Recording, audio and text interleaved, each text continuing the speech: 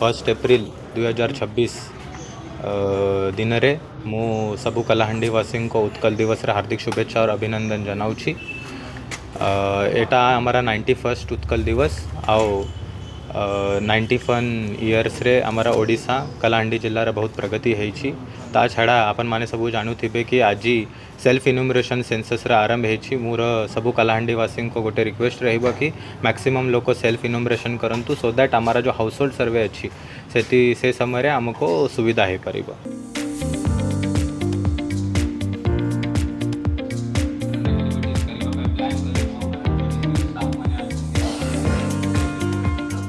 1 April 2026 दिन रे मु सबु कलाहांडीवासी को उत्कल दिवस रे हार्दिक शुभेच्छा और अभिनंदन जनाऊँगी।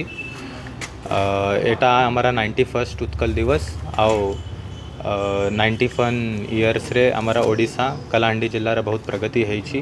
ता छड़ा आपन माने सबू जानुथिबे कि आज सेल्फ इन्यूमरेशन सेंसस रे आरंभ होईछि। मोर सबू कलाहांडीवासी को गोटे रिक्वेस्ट रहिबा कि मैक्सिमम लोक सेल्फ इन्यूमरेशन करंतु सो दैट हमारा जो हाउस होल्ड सर्वे अच्छी से समय रे हमको सुविधा हो पारिबा।